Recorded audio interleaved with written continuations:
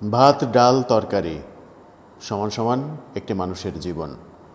একটা মানুষকে একবেলা খাওয়ানোর পরে সেটা ভিডিও করে তারপরে পিটিয়ে মেরে ফেলা, সেটা যদি অশিক্ষিত পল্লী কিংবা নিষিদ্ধ পল্লীতে হতো বোধহয় কষ্টটা তেমন হতো না মানুষের।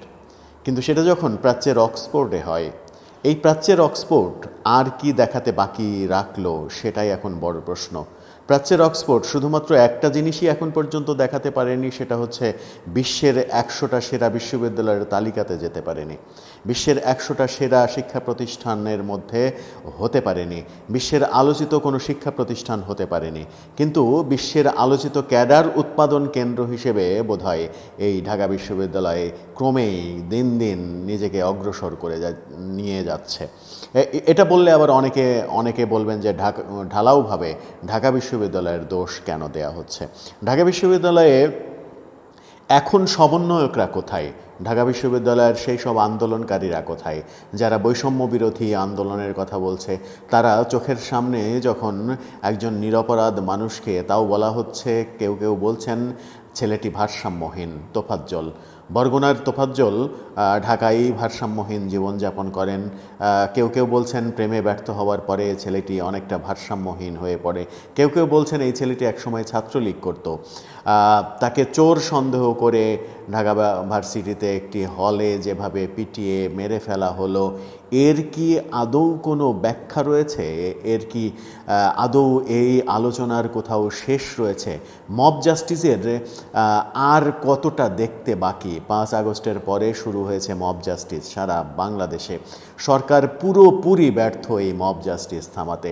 ঢাকা বিশ্ববিদ্যালয়ে এত বড় ঘটনা গতকালকে ঘটেছে, অথচ আজকে যখন ব্যাপারটা সামাজিক যোগাযোগ মাধ্যমে ভাইরাল হয়েছে, সামাজিক যোগাযোগ মাধ্যমে ছি ছি রব উঠেছে, তখন কয়েকজন দোষী ছাত্রকে গ্রেপ্তার করা হয়েছে, যারা কিনা আবার গণমাধ্যমে বলছেন যে আবেগের বশে তারা করে ফেলেছে। এই আবেগের বশে যদি করে ফেলার ব্যাপারটা থাকতো তাহলে আবেগের বশে তো অনেক কিছু করা যেত। কিন্তু সরকার কোথায়? সরকার এত নিষ্ক্রিয় কেন? সরকারের কি কিছুই করার নেই? গত রাতে ঘটনাটা ঘটলো, গত রাতেই এর বিহিত কেন করা হলো না? আজকে সামাজিক যোগাযোগ মাধ্যমে ভাইরাল হয়ে যাওয়ার পরে তাও অন্যান্য ছাত্ররা তাদেরকে ধরিয়ে থানায় দেওয়ার পরে বোঝা যাচ্ছে যে কয়েকজন ধরা পড়ছে। পুলিশের কোনো অ্যাক্টিভিটিস নেই, আর্মির কোনো অ্যাক্টিভিটিস নেই, সরকারের কোনো অ্যাক্টিভিটিস নেই। ওই ঢাকা বিশ্ববিদ্যালয়ের শিক্ষক, বড় বড় কথা বলা আসিফ নজরুল এখন কোথায়? সেই প্রশ্নটাও কিন্তু উঠছে।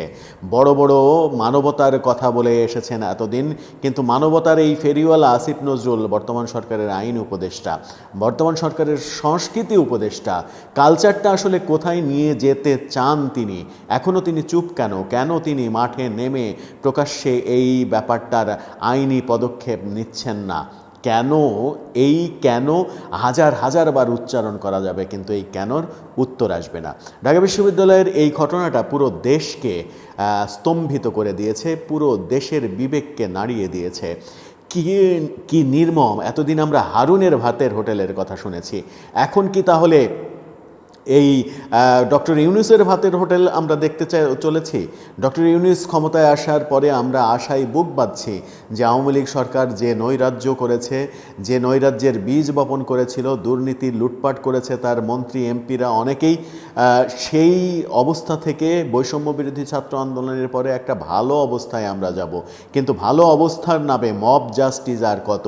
এই মব জাস্টিস একের পর এক হচ্ছে, অথচ তথাকথিত সুশীলরা যারা বৈষম্য বিরোধী আন্দোলন নিয়ে এত আশার বাণী শুনিয়েছেন এতদিন আমাদেরকে, তারা কেন একের পর এক মব জাস্টিসেও তারা কেন নিশ্চুপ? তারা কেন এখন মাঠে নামছেন না?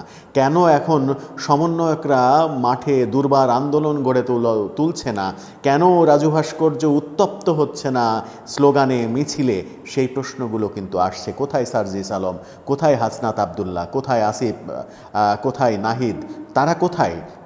তাদের তো ঘরে বসে থাকার কথা নয়, তারা তো মাঠে নেমে এসে দুর্বার আন্দোলন গড়ে তোলার কথা। ভুলে যাওয়ার কথা আমি আসিফ এবং নাহিদের, ভুলে যাওয়ার কথা আমরা এখন উপদেষ্টা, তারা ছাত্রদের সারিতে নেমে এসে এই আন্দোলনে নেতৃত্ব দেওয়ার কথা। কোনো কিছুই কিন্তু হয়নি। গতকালকে ঘটনা ঘটেছে, আজকে পর্যন্ত শুধুমাত্র সামাজিক যোগাযোগ মাধ্যমেই ব্যাপারটা দেখা যাচ্ছে। সামাজিক যোগাযোগ মাধ্যমে সর্বস্তরের মানুষ সামাজিক যোগাযোগ মাধ্যমে ফেসবুকে ঢুকে শুধুমাত্র তোফাজ্জলের এই ঘটনা ছাড়া আর কিছুই টাইমলাইনে যেন আসছে না। একের পর এক তার খাওয়ার ভিডিও, খাওয়ার ছবি, মারার ভিডিও, মারার ছবি, মানে চিন্তাই করা যায় না। একদিন আগেই দেখেছি জাহাঙ্গীরনগর বিশ্ববিদ্যালয়ে এক ছাত্রকে পিটিয়ে হত্যা করা হয়েছে। তার অপরাধ, সে একটা সময় ছাত্রলীগ করত। এই যে অবস্থা, এখন আবার কেউ বলার চেষ্টা করছেন, শাহবাগ থানার সামনে কিছু ইউটিউবারের সাক্ষাৎকারে বলতে শুনেছি যে যারা মেরেছে তারা সবাই ছাত্রলীগ করে। ছাত্রলীগের অস্তিত্ব ঢাকা বিশ্ববিদ্যালয়ে এখনও রয়েছে। ছাত্রলীগের এত বড় সাহস হয়েছে যে এই কাজটি করার। ছাত্রলীগ, আমি তোফাজ্জলের একটা ভিডিও দেখছিলাম, সে নিজেকে ছাত্রলীগের কর্মী হিসেবে দাবি করছিল, কিন্তু ছাত্রলীগের কর্মী হিসেবে সে কিছুই পায়নি এমন কথাও বলছিল। সেই ভিডিওতেই তাকে কিছুটা ভারসাম্যহীন মনে হচ্ছিল, কারণ সে বলছিল যে সে 24 ঘন্টা ইংলিশে কথা বলতে পারে, একটু উল্টাপাল্টা কথা মনে হচ্ছিল। তাতে মোটামুটি বোঝা যায় যে এই ছেলেটা ভারসাম্যহীন, সে যে কোনো কারণেই হোক না কেন। অথচ কি নির্মম পরিহাস, এই ছেলেটাকে মারতে মারতে তার অভিভাবককে ফোন দেওয়া হয়েছে, তার বাবাকে ফোন দেওয়া হয়েছে। বাবা কথা বলতে স্বাচ্ছন্দ্য বোধ না করায় বাবা তার ছেলেটির কাজিনকে, খালাতো কিংবা মামাতো বোনকে ফোনটা ধরিয়ে দিয়েছে।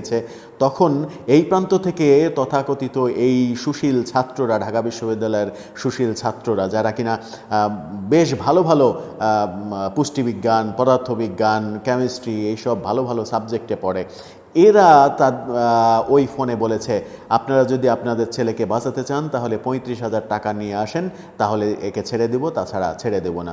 35,000 টাকা চাঁদাবাজির কথাও এই মৃত্যুর পেছনে উঠে আসছে।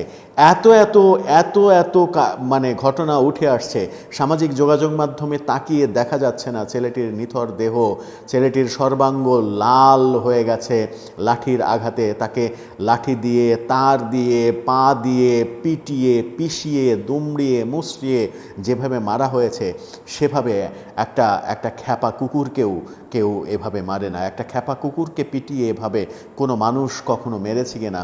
একটা কুকুরকেও যখন, এর আগে আমি ভিডিও দেখেছি একাধিক, যে একটা কুকুরকেও যখন কেউ খুবই বাজেভাবে মারছে, সেটা নিয়ে সমালোচনা হয়েছে যে মানবতা আজকে কোথায়।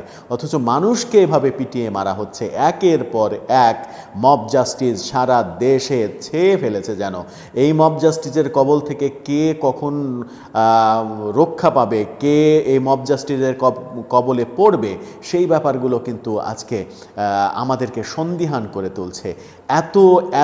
এত ঘটনার পরেও যদি সরকারের টনক না নড়ে, সরকার যদি এগুলো থামাতে ব্যর্থ হয়, সরকার যদি এর সুষ্ঠু বিচার করতে ব্যর্থ হয়, আমার তো মনে হয় যে এই গত 24 ঘন্টা চুপচাপ থাকার কারণে এই যে তথাকথিত সমন্বয়ক যারা ত্রাণের টাকা নিয়ে যাচ্ছে তাই করেছে, ত্রাণের টাকার হিসাব দেয়নি, ব্যাংকে রেখেছে ত্রাণের টাকা, ত্রাণ না দিয়ে, ত্রাণ বিতরণ না করে, অসহায় মানুষকে উদ্ধার না করে ব্যাংকে রেখেছে, সেটাও সমালোচনার মুখে তারপরে বলেছে আমরা ব্যাংকে রেখেছি। এই সমন্বয়কদের তো এখন জাতির কাছে ক্ষমা চাওয়া উচিত যে তারা ঢাকা বিশ্ববিদ্যালয়ে এরকম একটা ঘটনা ঘটতে, কেন এই ঘটনা কি 2 মিনিটের মধ্যে ঘটিয়েছে? এই ঘটনাটা কি 5 মিনিটের মধ্যে ঘটানো হয়েছে? এই ঘটনাটা তো একটা দীর্ঘ সময় ধরে ঘটানো হয়েছে। ততক্ষণে কি তাদের কানে খবর যায়নি? তারা কি এটা বিহিত করতে পারেনি? সারা দেশে ট্রাফিক কন্ট্রোল করতে পারছেন, আপনি ডিসি অফিস কন্ট্রোল করতে পারছেন, সচিবালয় কন্ট্রোল করতে পারছেন, অমুক অফিসে যে বলতে পারছেন আজকে থেকে এটা হবে, ওটা হবে, জনসভায় বলছেন আমরা যা বলবো সেটা হবে, এটার বাইরে হবে না। তাহলে এটা ঠেকাতে পারলেন না কেন? এই ব্যর্থতার দায় নিয়ে আপনাদের কি আজকে থেকে সমন্বয়ক পদ থেকে পদত্যাগের ঘোষণা দেওয়া উচিত না? অনেক কিছুই উচিত। অনেক কথা আসতে পারে, অনেক কথা আসবে, অনেক সমালোচনা আসবে, কিন্তু এর বিহিত হবে না। একজন তোফাজ্জল আর ফিরে আসবে না। একজন তোফাজ্জলের ফিরে আসাটার চাইতেও বড় কথা, এই যে অমানবিক কর্মকাণ্ড, বাংলাদেশ যে একটা অমানবিক দেশ হয়ে যাচ্ছে, এর দায়ভার কে নেবেন? ডক্টর ইউনূস নেবেন? আসিফ নজরুল নেবেন? তো এই অন্তর্বর্তীকালীন সরকার নেবেন? নাকি অন্য কেউ নেবেন? সমন্বয়করা নেবেন? কেউ নেবেন না, দায় কেউ নেবেন না। অথচ বড় বড় কথার ফুলঝুরি ছড়াবেন সবাই। এর থেকে আমাদের মুক্তির উপায় আসলে কোথায় আমরা নিজেও জানি না। আমরা শুধু অসহায় হয়ে নির্জন কক্ষে ডুকরে কাঁদতে পারি, এর বেশি আমাদের করার কিছুই নেই। আমরা বড্ড অসহায়, সত্যি সত্যিই প্রচণ্ড অসহায় ফিল করছি। এই ঘটনার পরে একটা মানুষের সহায় সম্বল আর কিছু থাকে না অসহায়ত্ব ছাড়া, এই ঘটনা প্রত্যক্ষ করার পরে।